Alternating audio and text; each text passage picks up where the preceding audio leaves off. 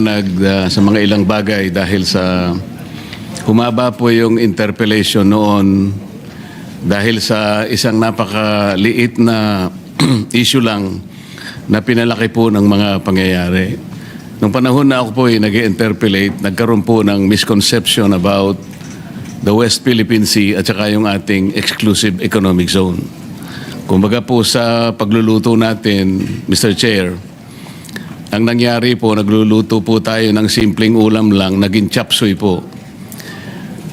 At nung maging chop suey po, lalo pa pong lumaki sapagkat meron pa pong napakaraming mga tao ang sumausaw at naglagay po ng seasoning.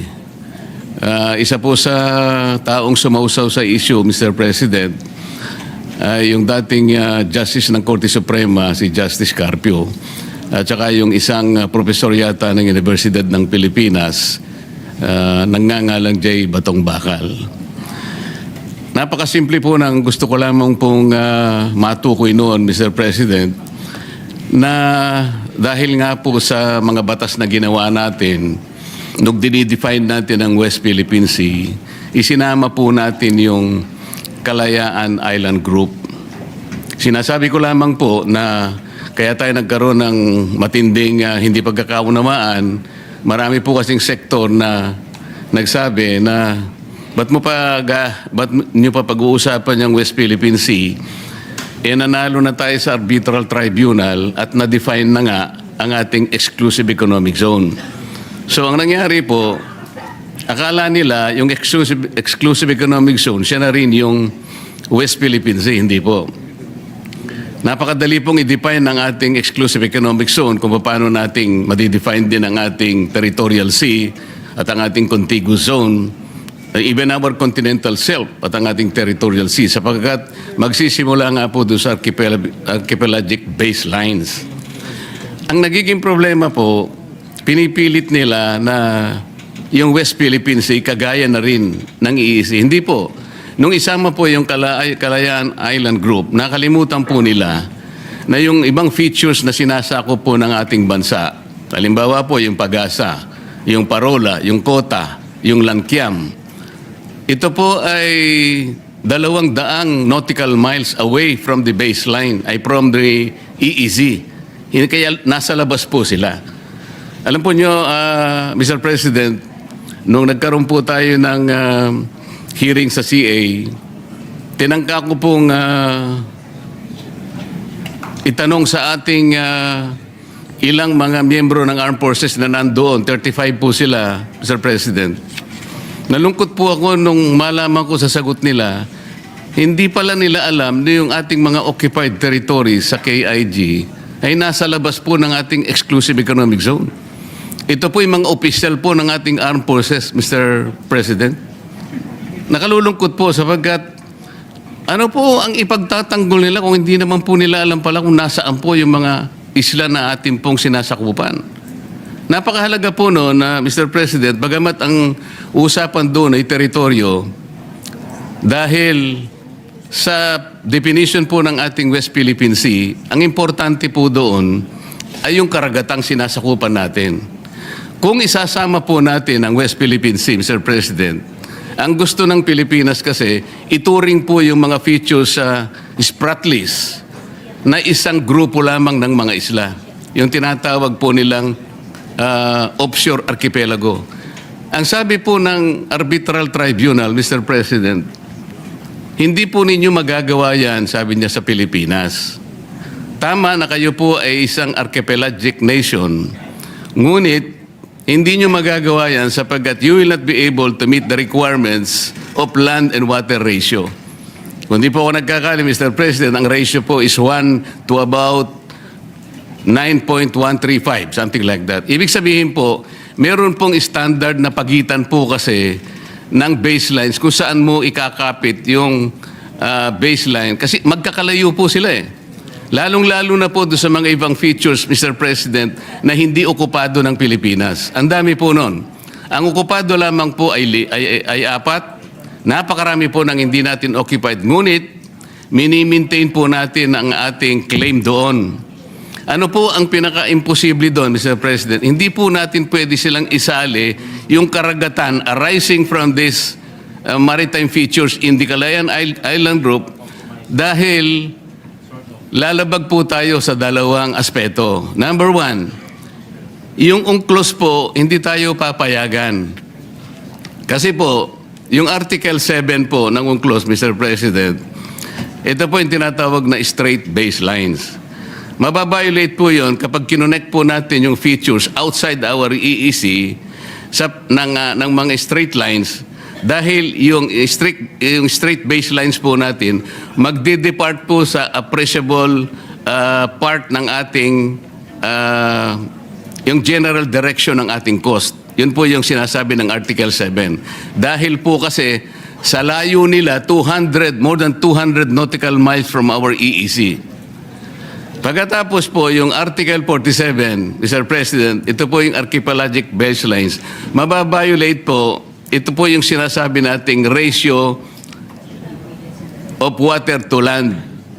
Dahil nga po, hindi pinapayagang dapat magkakalayo yung features at may encircle mo sila to treat them as one group of islands. Hindi sila pwedeng i-classify na isang unit lamang para lang mag-generate ng sarili nilang maritime space. Ngayon, ito po yung nangyari. Dahil imposible po, dahil nga sa Article 89 naman po, ng UNCLOS din, Mr. President, hindi po natin pwedeng i-appropriate ang high seas. Nakalagay po talaga. Yung mga features po na malalayo sa ating exclusive economic zone, Mr. President, ang layo na po nasa high seas na. Sa layo nila sa bawat isa, they are also separated by high seas. Kapag kinonect po natin mula dun sa ating exclusive economic zone, ma-appropriate po natin ang high seas, mababiolate po natin ang 3 artikulo ng UNCLOS. Pati po yung tribunal ay inconsistent na rin po yung tayo natin. Sinabi rin po niya sa China yun eh. Maski na ikaw China, sabi niya, you cannot regard this list as one group of islands or to regard it as one unit dahil hindi ka naman archipelagic country. China, sabi niya, ikaw ay isang continental state. So kapwa po tayo pinagbawalan. Ano po ang aking gustong palabasin dito, Mr. President? Hindi po natin pwedeng saklawin yung KIG. Pero liliwanagin ko po, yung KIG, atin po yun eh. Ang pinag-uusapan natin, land features, teritoryo po yun, Mr. President. Ibang bagay yun. Hindi ko po sinasabang hindi atin yun. Ngunit dahil ang pinag-uusapan natin, West Philippine Sea, yung katubigan natin, imposible pong i-connect natin yung ating exclusive economic zone at ituloy po natin doon sa territorial sea na generate po ng napakaraming features. Magkakamali po tayo, yun ang pinagbabawalan tayo. Ngayon, bakit po nung nag-hearing tayo sa CA, paano ko po nasabi na imposible yun kako doon sa representative po ng Armed Forces? Mahihirapan po kayo, imposible, dahil malalabag po natin ang napakaraming artikulo ng UNCLOS. Hindi po natin mai-enclose, hindi po natin makokonek yung territorial seas nung napakaraming features na yon na ating ino-occupy. Magkakamali po tayo. At baka sakali, kung gusto nyong gawin, we cannot do that unless, sabi ko, we give up our itong KIG. Hindi ko po sinasabi na i-give up natin.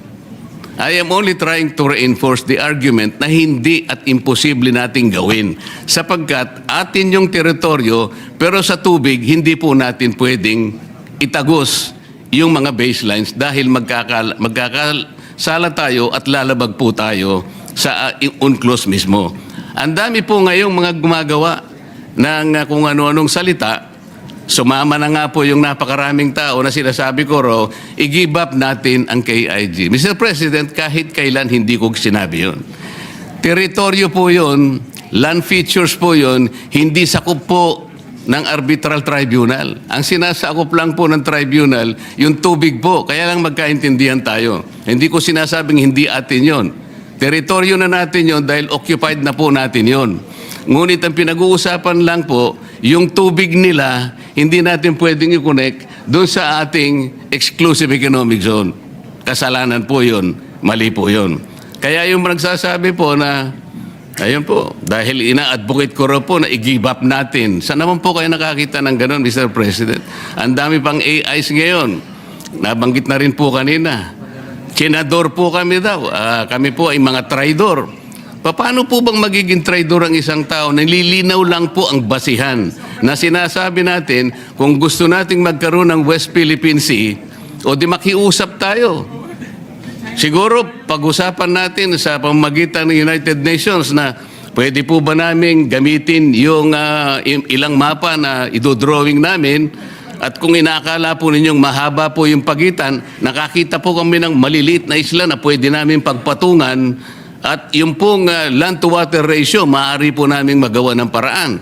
Ganun po siguro, pero hindi yung automatic po, tatagos tayo sa mga ganong klaseng batuhan, pipilit po natin. Hanggang sa ngayon po, Mr. President, kaya hindi ma-define ng West Philippine Sea. At sabi ko nga po, hanggang ngayon ay walang ginagawang mapa, kahit nasabihin pa nilang merong mapa, hindi po totoo yun.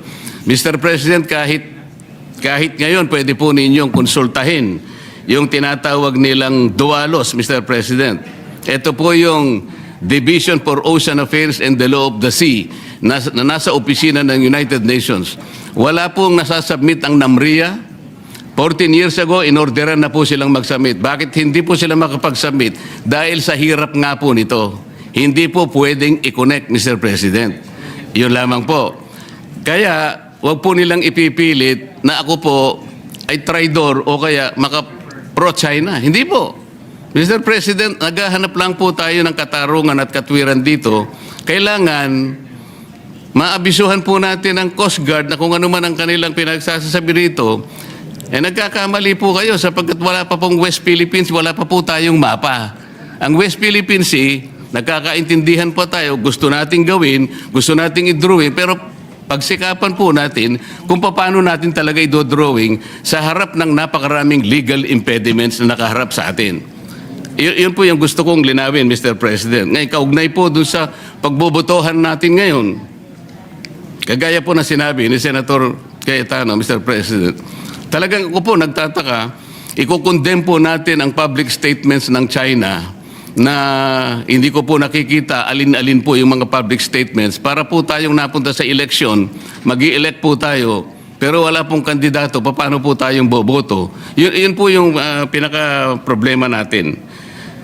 Yung pong Coast Guard, Mr. President, binasa ko po yung kanilang mga kapangyarihan, yung powers and functions of the Coast Guard.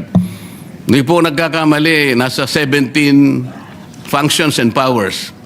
Ni isa doon, wala po akong makita, Mr. President, na pwedeng gawin ng isang spokesperson, nagagawa siya ng ganun, pupunta siya sa isang eskwela, magdi-discuss siya doon at sasabihin niya, bully ang presidente ng China at gagawa siya ng caricature.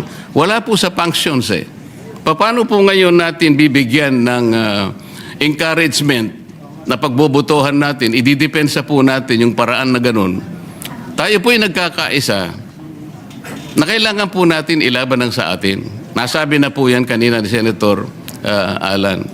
Ngunit yung pamamaraan po ang problema eh. Ngayon, gusto kong bumoto sana kung halimbawa Manila ang pinag-uusapan natin. Ngunit kung boboto tayo nang dahil sa pinag-aawayan natin, nagmula po sa isang salita o pamamaraan ng isang spokesman ng Coast Guard at doon nga po ang pinagmulan ng maanghang na salita. At ngayon nga po ay nakukompromiso na tayo at pagbobotohan natin, susuportahan natin yung ganung pamamaraan, baka lalo po tayong magkamali eh. Mr. President, tayo pong mga Pilipino, merong kasabihan eh. Kapag binato ka pag pinukol ka ng bato, batuhin mo ng tinapay. Yun po yung kulturang Pilipino, Mr. President.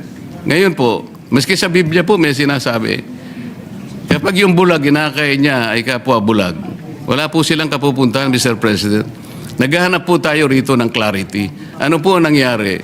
Sa paghanap ko ng clarity, sa paghanap ko ng sagot, para suportahan natin ang West Philippine Sea, ang inaani ko pa po ay parang ako po'y maka-China. Hindi po.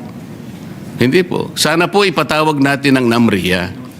Para sa ganun, itanong natin sa kanya, bakit sinabihan ka na in 2012 sa pamagitan ng Administrative Order Number 29. 14 years ago, sinabihan ka na in consultation with the DFA na i-prepare mo na yung mga mapa. Bakit hanggang ngayon ay wala pa? So imbes na ipatawag po natin ang NAMRIA, ang gagawin po natin ay boboto tayo sa mga public pronouncements ng China para po yatang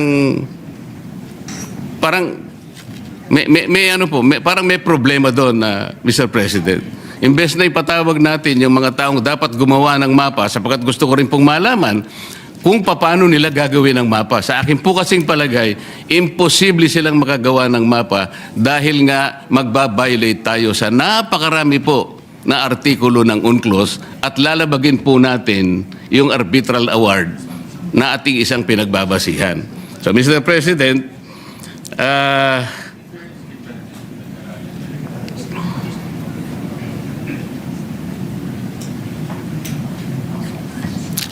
magtatapos ako sa isang pananalita na lang, Mr. President. Sa aking palagay po, ang isang pagkakamali ay hindi po may tutuwid ng isang pagkakamali. Hindi po natin magagawa yung gusto nating gawin para kausapin natin ang China sa maliing pamamaraan. At kung pamali po ang paraan, wala po tayong magagawang mabuti, Mr. President. Maraming salamat po. Majority Leader.